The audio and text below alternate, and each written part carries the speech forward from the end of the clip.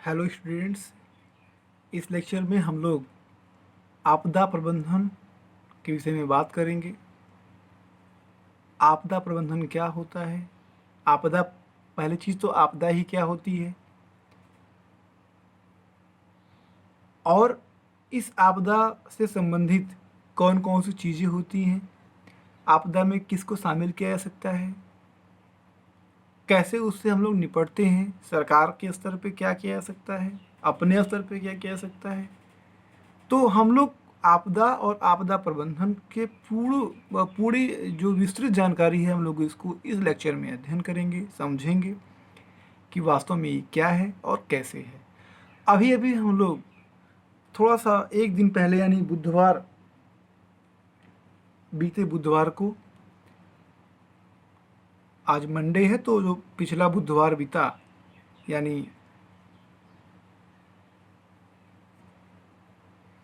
यानी 20 मई को जो है,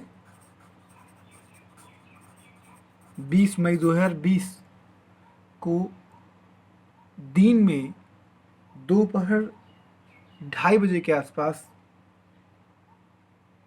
एक सुपर साइक्लोन, जिसे हम लोग अम्फान कहते थे, एम्फन कहा गया, टी कहीं उसको एम्फन कहीं अम्फान, तो उसका नाम अम्फान है। उस अम्फान सुपर साइक्लोन ने बंगाल के जो समुद्र से लगा हुआ जो उसका क्षेत्र है उससे टकरा गया, और तूफान ने पूर्व और पश्चिमी मेदिनीपुर, उत्तर और दक्षिणी 24 परगना जिला, कोलकाता के तटीय इलाकों को बहुत बुरी तरीके से प्रभावित किया। पश्चिम बंगाल में लगभग 5 लाख, जबकि उड़ीसा में 1.5 लाख लोगों को सुरक्षित स्थानों पर भेजा गया। उत्तरी 24 परगना जो जिला है पश्चिम बंगाल का, उसमें करीब 5200 घरों को नुकसान पहुंचा। तूफान जनित हादसों से 2 लोगों की मौत हो गई, और बहुत सारा, मतलब कह सकते हैं कि एक महा आपदा, लोगों को हटाना, तूफान की सूचना देना, इसके बारे में तमाम गृह मंत्रालय और आपदा प्रबंधन जो भी विभाग हैं इस प्रकार से वो तमाम सक्रिय थे। चक्रवात कब टकराएगा, समुद्र में कब उठा, उसकी क्या गति है, वो किधर मुड़ रहा है, उसकी कितना क्षेत्र प्रभावित हो सकता है। अक्सर हम लोग देखते हैं कि कहीं भूकंप आ जाता है, कहीं चक्रवात तूफान आ जाते हैं, कभी हुदहुद, कभी तितली, कभी, तो इस प्रकार से ये जो चीज़ें हैं ये प्राकृतिक आपदा है। इसे आपदा आपदा 2 प्रकार की हो सकती है। एक मानवीय आपदा, जैसा कि कोरोना कह सकते हैं, ये एक मानवीय महामारी है, वैश्विक महामारी, और बहुत बड़ी मानवीय आपदा है, मानवों के ऊपर आई हुई है। चूंकि मानवों के क्रियाकलाप के द्वारा ये उत्पन्न हुई तो इसे मानवीय आपदा कहेंगे। और मानवों ने प्रकृति के संसाधनों के साथ जिस प्रकार से छेड़छाड़ किया है, जिस प्रकार से प्राकृतिक संसाधनों को अंधाधुंध दोहन किया है, प्राकृतिक संसाधनों का जिस प्रकार से दुरुपयोग किया है, उसका परिणाम ये है कि अब उसको लगातार कभी तूफान, कभी चक्रवात, कभी भूकंप, कभी ज्वालामुखी अब देखने को मिल रहा है। ऐसा हो भी क्यों ना, मनुष्य को ऐसा लगता है कि धरती एक ऐसी वस्तु है जिससे अंधाधुंध दोहन किया जाएगा या किया जा सकता है, जो चाहो निकालो। लेकिन उसको ये नहीं मालूम है कि धरती की भी एक सीमा है, और यहाँ पर भी जो चीज़ें पाई जाती हैं उनकी भी एक सीमा है। ये तभी तक आपके चीज़ों को बैलेंस कर सकती है जब तक वो बैलेंस करने लायक है। अगर वो डिसबैलेंस हो जाएगी, यानी आपकी जो प्रक्रिया है, अगर वो बहुत अधिक हो जाएगा तो वो वास्तव में कहीं ना कहीं अपने आप को संतुलन का काम करेगा, और बैलेंस ही, संतुलन ही प्रकृति का नियम है। तो उसका परिणाम ये है कि हमारे पास 2 आपदाएं हुई। एक तीसरी आपदा जो हम लोगों ने आपको बताई थी, हमने चर्चा किया था पिछले लेक्चर में, कि कुछ दिनों पहले यानी लगभग 20 18 तारीख के आसपास, 18 मई 2020 के आसपास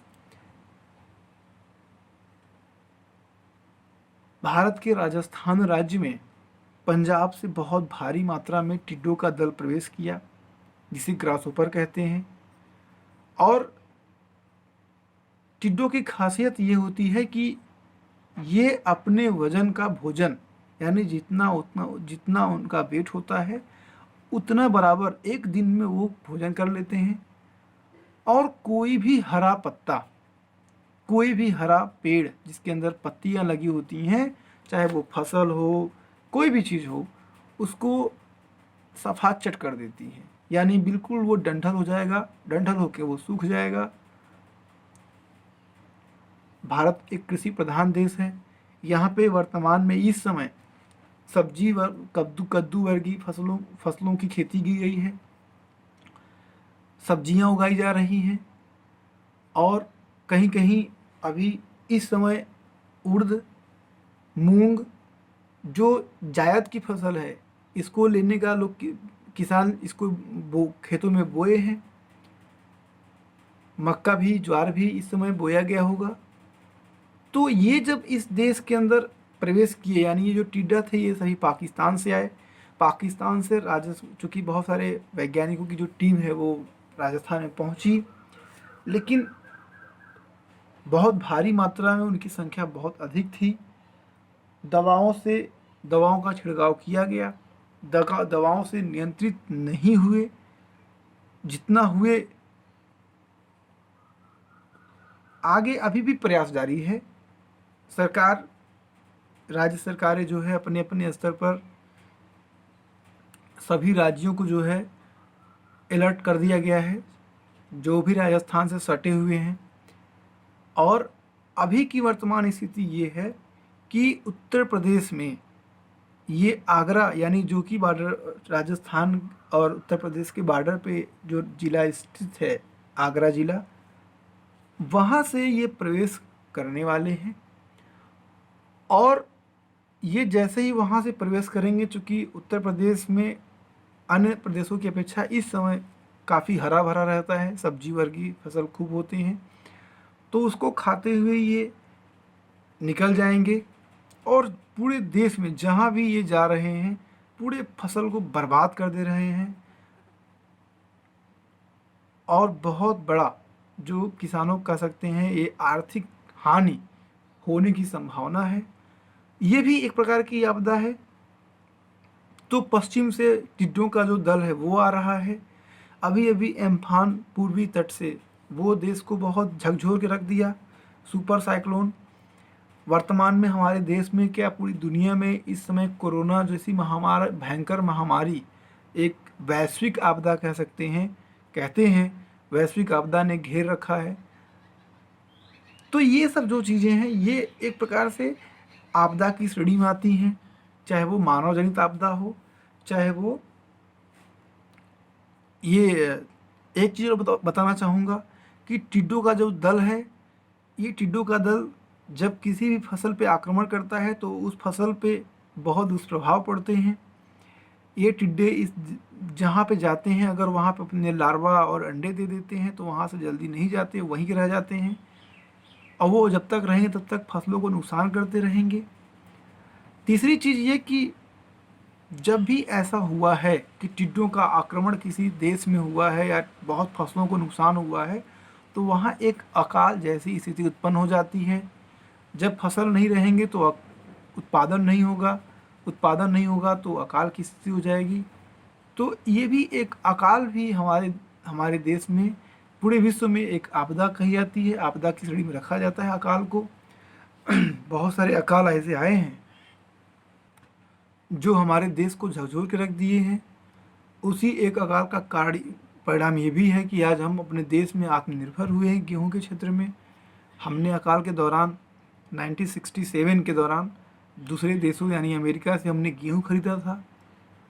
तो अभी हम लोग जिस मुद्दे पे बात करने जा रहे हैं, ये तो पूरा एक तो एम्फन एक बहुत बड़ा सुपर साइक्लोन था जो कि समुद्र के तट पे उड़ीसा को लेकर के, पश्चिम बंगाल को लेकर के जो उसके जिले हुए, सटे हुए जिले थे, वहाँ पे भयंकर तांडव मचाया। तो ये जो समस्या हुई ये एक आपदा थी। इस आपदा से निपटने के लिए राज्य स्तर पर स्टेट डिजास्टर मैनेजमेंट होता है, केंद्र स्तर पर सेंट्रल गवर्नमेंट का डिजास्टर मैनेजमेंट होता है जिसे एनडीआरएफ कहते हैं, नेशनल डिजास्टर मैनेजमेंट। तो इस प्रकार से राज्य स्तर पर भी आपदाओं को कैसे कम किया जाए, आपदा में जो क्षति होने वाली है, संभावित क्षति, उसको कम से कम कैसे किया जाए, कैसे जल्दी से जल्दी लोगों तक इसकी सूचना पहुंचाई जाए, लोगों को उस आपदा के विषय में बताया जाए ताकि लोग जो हैं वो उनका नुकसान कम हो। जो मछुआरे समुद्र में रहते हैं, मछली पकड़ते हैं, उनको कैसे समुद्र में जाने से रोका जाए। तो ये सारी चीज़ें जो है ये आपदाओं के प्रबंधन के विषय में काम करती हैं। आप सभी देखे होंगे कि टेलीविज़न पे जब भी कोई, जैसे अभी हाल में ही सुपर साइक्लोन की बात कही गई, तो सुपर साइक्लोन जैसे ही वैज्ञानिकों ने ये जानकारी दिया, विशेषज्ञों ने जानकारी दिया सैटेलाइट के माध्यम से कि समुद्र में कोई साइक्लोन बन रहा है, उसकी स्पीड ये है, उससे ये प्रभाव पड़ सकता है, तो सरकार ने तुरंत हाई अलर्ट जारी कर दिया, अलग अलग राज्यों को सूचित किया जो भी उससे जहाँ पे इसका प्रभाव होने वाला था। और पहला चीज़ राज्यों को जानकारी दिया, राज्यों को ये जानकारी हुई कि हमारे इस तट पे साइक्लोन आने वाला है। फिर कितने ज़िले प्रभावित होंगे ये जानकारी उसमें हुई। फिर वहाँ से जो लोग प्रभावित होने वाले हैं उनको हटाया गया, अलग किया गया वहाँ से। वहाँ जो भी चीज़ें थी, लाइट थी, बिजली था, इसको सब बंद कर दिया गया ताकि ये नुकसान कम हो। आवाजाही रोक दी गई, यानी कहीं ना कहीं पहले ही हम उसका प्रबंधन करने का प्रयास किए। जो टीमें बनाई गई हैं, जो फोर्सेस बनाई गई हैं आपदा प्रबंधन के लिए, उसको वहाँ भेजी गई। तो इस प्रकार की जो क्रियाविधि है ये प्रबंधन में आ गया। और साइक्लोन एक आपदा होती है, आपदा के प्रबंधन यानी आपदा से बचाने के लिए जो उपाय किए जाते हैं उसको प्रबंधन कहते हैं। और जिस जिस जिस भी परिस्थिति में, यानी अगर ऐसी कोई समस्या, चाहे वो अकाल हो, जैसे इस समय जो कोरोना महामारी है, चूँकि इस पे चर्चा इसलिए हो रही है क्योंकि इस समय हमारे देश पे बहुत बड़ा आपदा है। चाहे वो किसी भी एंगल से आप देखेंगे तो वो आपदा ही समझ में आएगा। जैसे अगर हम देखें तो अगर आपदा को हम देखें, राष्ट्रीय आपदा को भारत में, भारत देश की बात कर रहे हैं, अपने देश की बात कर रहे हैं, भारतवर्ष की बात कर रहे हैं, तो यहाँ पे पहली आपदा आई कोरोना महामारी। ये पहली आपदा थी। इससे क्या उत्पन्न हुआ, जब लोग बीमार होने लगे, सरकार ने लॉकडाउन किया, रोजगार, इंडस्ट्री सारे बंद हो गए, तो वहाँ से आई बेरोजगारी।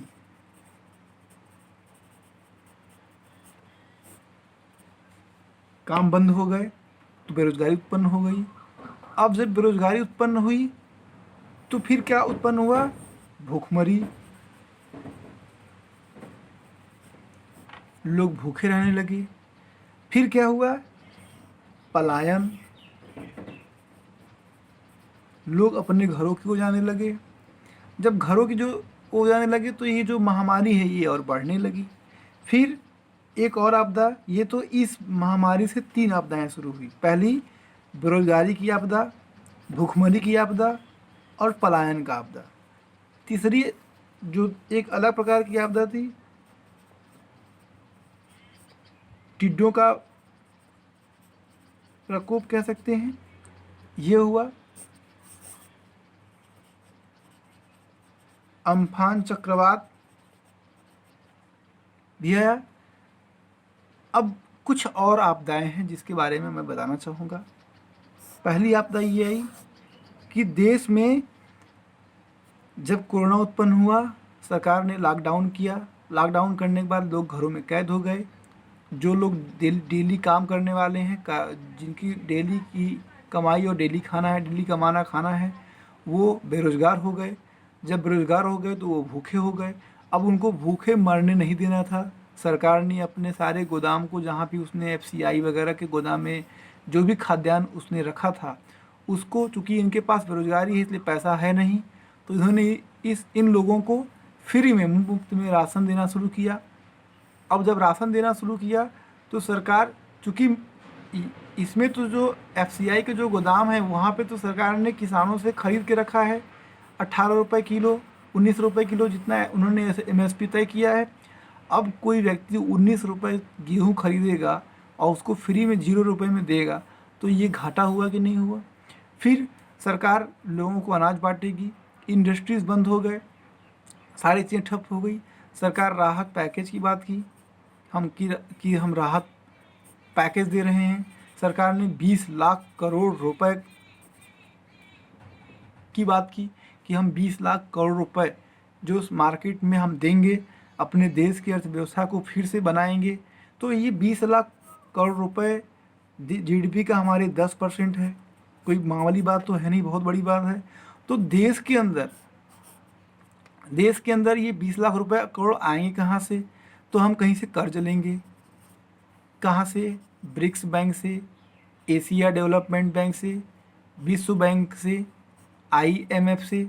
ये सारे कर्ज, जो भी कर्ज देगा हमको वो फिर तो देगा नहीं। तो हमारे पास जो पैसा था वो ख़त्म हो गया। कहाँ ख़त्म हो गया? दवा में, उपचार में, लोगों को राहत पहुंचाने में, राशन बांटने में, इसमें हमारे पास पैसा क्या हो गया? खत्म हो गया। तो अब कौन सी आपदा उत्पन्न हुई, जिसे कहते हैं वित्तीय आपदा। वित्तीय आपदा यानी वित्तीय यानी पैसा खत्म, वित्तीय आपदा। अब ये वित्तीय आपदा की श्रेणी में आ गया। अब फिर जो बेरोजगार हुए हैं उनके पास खाने कमाने के लिए कुछ नहीं है, वो बेरोजगारी से त्रस्त हैं। तो उनके पास कौन सा आपदा है?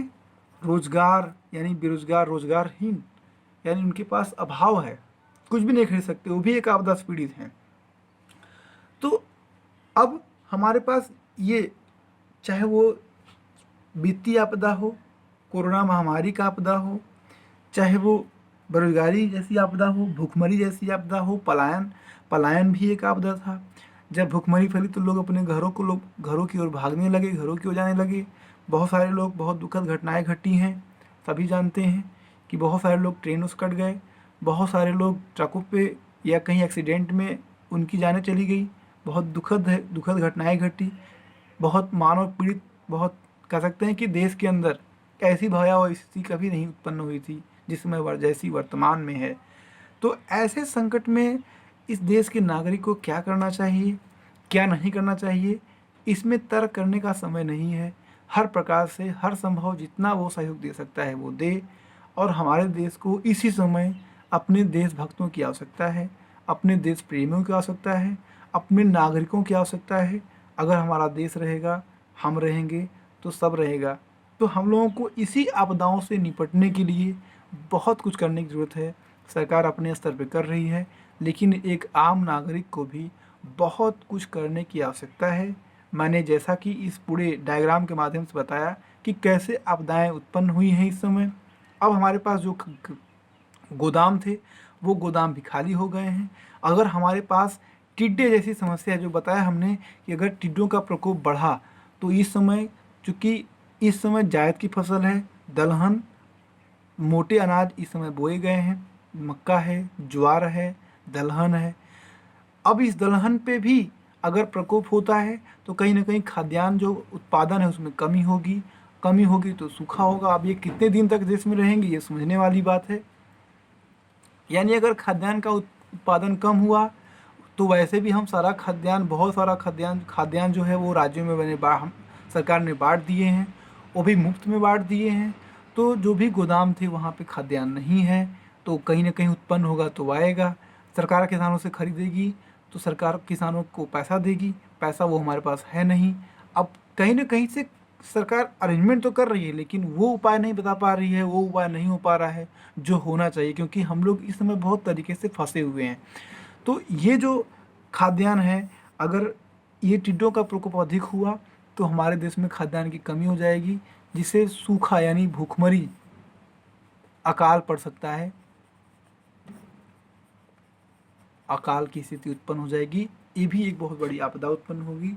ऐसा कि चीन में भी एक बार हुआ था।